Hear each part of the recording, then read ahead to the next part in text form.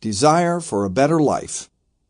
John F. Kennedy, an Irish-American who became president in 1961, wrote in his book, A Nation of Immigrants, "There were probably as many reasons for coming to America as there were people who came. Most of the new immigrants, like their predecessors, were seeking a better life, but the reasons they left their homelands varied. Russian Jews fled to the United States in search of freedom from religious persecution.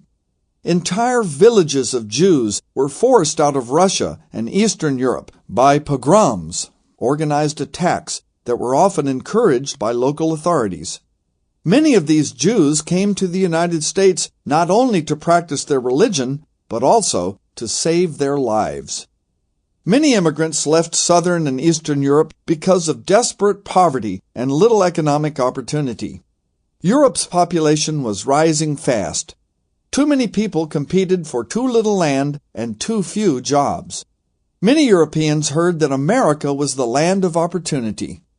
In America, it was said, all people needed to do was work hard and save their money, and they would prosper.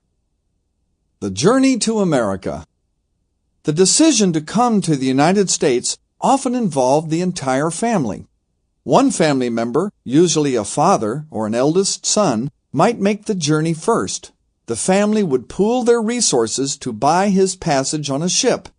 He would then come to the United States and work, saving his earnings so he could send prepaid tickets back to the rest of his family. For many immigrants, just getting to a departure point was a journey in itself. Travelers made their way to port cities by train, wagon, or foot. Once at the docks, they might have to wait weeks for a departing ship.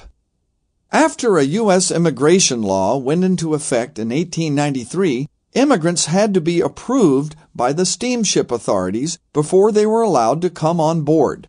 They had to provide identifying information, show that they had at least $30 in cash, and indicate whether they had ever been in prison, a poorhouse, or a mental institution. Immigrants faced one last hurdle before boarding the ship, the medical examination. Doctors employed by the steamship lines examined immigrants for any obvious diseases or defects. They then vaccinated all immigrants, disinfected them and their baggage, and allowed the immigrants to board the ship. Most immigrants traveled in steerage, the cheapest way to travel. Steerage passengers were held in the bottom of the steamships in crowded and unsanitary conditions. A government report in 1911 explained how terrible these conditions were. History's Voices. The ventilation is almost always inadequate, and the air soon becomes foul. The unattended vomit of the seasick, the odors of not too clean bodies, the reek of food and the awful stench of the nearby toilet rooms make the atmosphere of the steerage such that it is a marvel that human flesh can endure it. All of these conditions are naturally aggravated by the crowding. Reports of the Immigration Commission, 1911.